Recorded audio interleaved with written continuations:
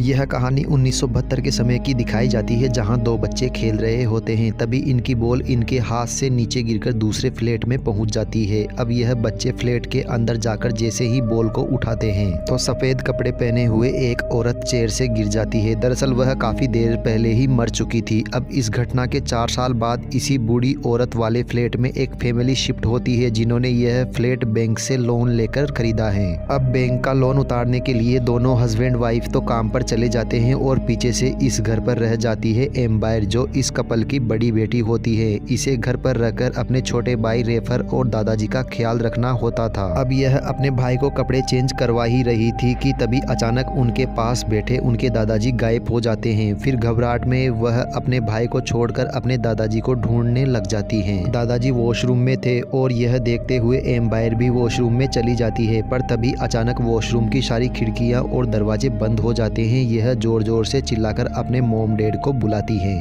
और फिर उसके मॉम डैड दरवाज़ा खोलकर उसको बाहर निकालते हैं और फिर रेफर के रूम में जाते हैं, जहां वह खिड़की से लटका हुआ था, जो नीचे गिरकर मर भी सकता था। अब उसके डैड अपनी वाइफ को चुप करवाकर जल्दी से जाकर रेफर को वापस कमरे में ले आते हैं और फिर एम्बायर को डांटना शुरू कर देते हैं। तो यह बताती हैं कि यहाँ दादाजी अचानक से गायब हो गए थे और फिर वॉशरूम के सारे दरवाजे बंद हो गए थे, और जब मैंने नीचे से देखा तो मुझे नीचे एक शैतानी पाँव नजर आया। मगर इसके मॉम डैड इसकी कोई भी बात नहीं सुनते और इसे डांटकर यहाँ से चले जाते हैं। अब सीन कट होकर हमें एम्बायर के दूसरे भाई को दिखाया जाता है, जिसे रूम की खिड़की पर दूसरी बिल्डिंग से अटैच रेलिंग पर एक लेटर मिलता है। इस लेटर में एक लड़की का नाम लिखा था। एम्बायर का भाई सोचता है कि शायद वह लड़की इससे दोस्ती करना चाहती है। अब वह भी अपना नाम लिखकर रेलिंग पर लगाकर दूसरी बिल्डिंग पर पहुंचाता है। अब वह काफी देर तक इस लड़की के इंतजार में खड़ा रहता है, जो यह लेटर लेगी। अब वह थक हार कर जैसे ही मुड़ता है तो उसे दोबारा से रेलिंग से आवाज आने लगती है। अब जब वह देखता है तो उस जगह पर एक और लेटर पड़ा था। अब जबकि दूसरी तरफ रेफर अपने कमरे में ड्राइंग कर रहा था। अब एक बार फिर से दोबारा एम्बायर के दादाजी घर से चले जाते हैं। अपने दादाजी को ढूंढने जाने से पहले वह रेफर से कहकर गई थी कि तुम यहाँ से हिलना मत। अब एम्बायर के यहाँ से जाते ही रेफर को एक बॉल की आवाज़ आती है, जो उसके रूम के बिल्कुल पास पड़ा था। अब रेफर जैसे ही इस बॉल को उठाता है तो उसे अपने दूसरे कमरे में टीवी चलने की आवाज़ आती है। टीवी पर एक बूढ़ी कार्टून उसे अपने पास बुला रही थी।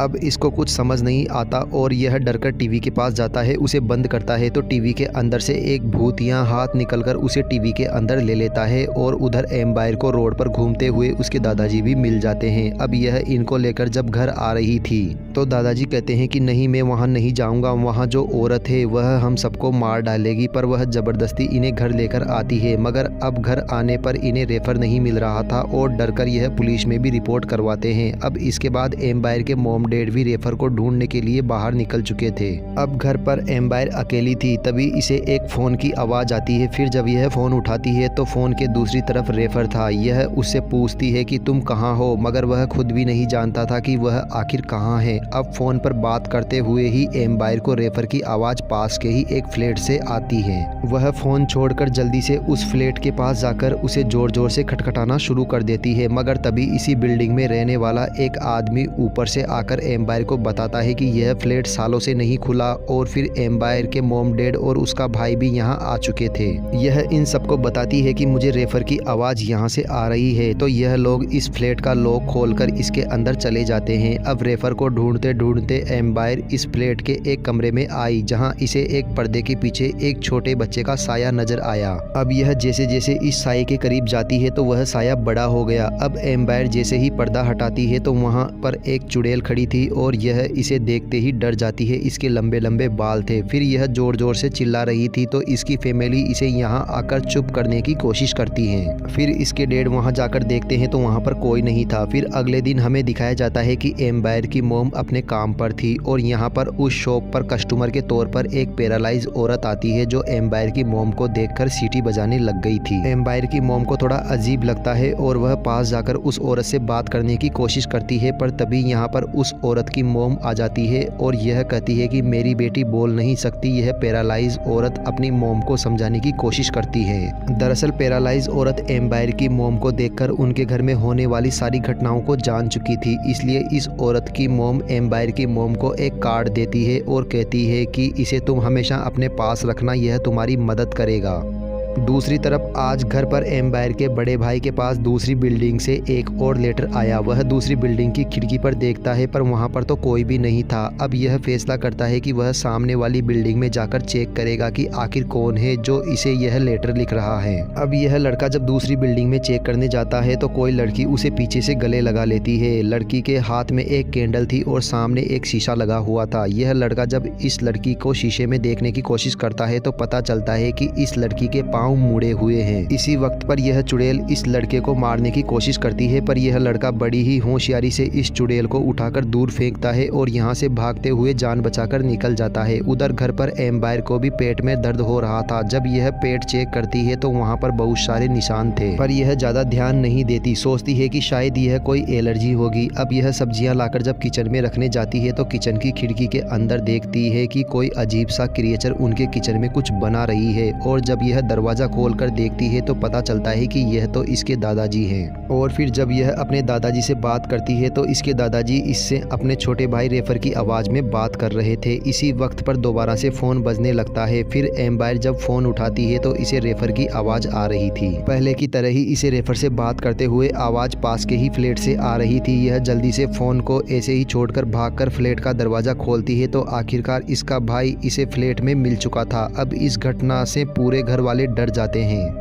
एम्बायर की मोम एम्बायर के डैड से कहती है कि अब हम यहाँ और नहीं रहेंगे और इस घर को छोड़कर कहीं और चले जाएंगे। तो यह आदमी कहता है कि नहीं, हमने इस घर को लेने के लिए बैंक से बहुत ज़्यादा लोन लिया है, हम इस घर को नहीं छोड़ सकते। अब रात होती है और एम्बायर अपने कमरे में जाती है तो यह जैसे ही कमरे में कदम रखती है तो कमरे के सारे खिड़की दरवाजे एकदम से बंद हो जाते हैं और इसके कमरे की लाइट भी चली जाती है। तो यह ज़ोर ज़ोर से चिल्लाती है। अब इसके मोम डैड जैसे ही इस कमरे में भाग कर आते हैं तो उन्हें नजर आता है एक बहुत ही बड़ा खौफनाक भूतिया हाथ जो एम्बायर की तरफ बढ़ रहा था। एम्बायर के डैड उसे पीछे खींचकर बचा लेते हैं। अब यह देखने के बाद इन सबको यकीन हो जाता है कि इस घर में एक भूत है। अब तो यह इस घर में बिल्कुल भी नहीं रहने वाले थे। एम्बायर के डैड इन सब को लेकर एक होटल में चले जाते हैं और पूरी रात यही दुआ करते हैं कि यह उस आत्मा से बच जाए जो इनके घर में रह रही है। अगले दिन एम्बायर के मोम डैड को बैंक वाले बुलाते हैं और बताते हैं कि आपको जल्द से जल्द बैंक का लोन वापस करना होगा। पैसों के लिए एम्बायर के डैड अपने दोस्तों को फ़ोन करते हैं पर कहीं से कोई इंतजाम नहीं हो पाता। यह पिछले 2 दिन से ऑफिस भी नहीं गए थे इसलिए इनको जॉब से भी निकाल दिया गया था। अब थक हार कर एम्बायर की मोम उस पैरालाइज औरत के घर जाती है जिसकी मोम ने उसे एक कार्ड दिया था। यह वहां जाकर अपने घर में होने वाली सारी घटनाओं के बारे में बताती है तो वह लेडी कहती है कि हमें तुम्हारे घर में होने वाली हर चीज के बारे में पहले से ही पता था। अब यह इनके घर को देखने इनके साथ यहाँ आती है और एम्बायर भी इनके घर में रहने वाले पिछले लोगों से मिलने के लिए गई थी। यह औरत बताती है कि जब हम उस घर में रहते थे तो मेरी एक पूरी फैमिली थी, मेरा बेटा, मेरे हस्बैंड, और हमें नहीं पता था कि मेरा बेटा एक ट्रांसजेंडर है। उसे लड़का होने के बावजूद लड़की बनने का शौक था इसलिए गुस्से में उसके डैड हमेशा उस लड़के को बेसमेंट में बंद करके रखते थे। वक्त गुजरा पर फिर भी उस लड़के की आदतों में सुधार नहीं हुआ। वह अभी भी बिल्कुल औरतों की तरह ही बर्ताव करता था। उस लड़के को माँ बनने का बहुत शौक हो गया। इस वजह से वह उस लड़के को वहीं बंद करके यहाँ आ गई और वह लड़का वहीं तड़प तड़प कर मर गया और तब से ही उसी की आत्मा वहाँ भटक रही है। यहाँ रिवील होता है कि वह अपनी माँ बनने की ख्वाहिश पूरा करने के लिए एम्बायर के भाई को बार बार लेटर लिखकर अपने पास बुलाती थी और उसने 2 बार मौका मिलने के बावजूद भी एम्बायर को इसलिए नहीं मारा क्योंकि एम्बायर प्रेग्नेंट थी। यह सब जानने के बाद एम्बायर तुरंत घर आती है जहां उसकी मोम उस पैरालाइज लेडी को लेकर घर पर आई हुई थी। वह आत्मा इस पैरालाइज लेडी के शरीर के ऊपर कब्जा कर लेती है और इन सबको मारने के लिए इनके ऊपर हमला करती है। और तभी एम्बायर एक कांच का टुकड़ा लेकर उसे धमकी देती है कि अगर तुमने हम सबको नहीं छोड़ा तो मैं इस बच्चे को मार दूंगी। यह सुनकर वह आत्मा थोड़ी रिलैक्स होती है और एम्बायर उससे दोबारा कहती है कि अगर तुम हम सबको छोड़कर यहाँ से नहीं गई तो मैं इस बच्चे को मार दूंगी। मुझे पता है तुम यह बच्चा लेना चाहती हो। अब यह आत्मा इमोशनल हो चुकी थी और मौका पाते ही एम्बायर के डैड उसके ऊपर चढ़ते हुए उसे लेकर खिड़की से नीचे कूद जाते हैं जिससे उनकी वहीं मौत हो जाती है। पर वह भूत फिर भी नहीं मरता।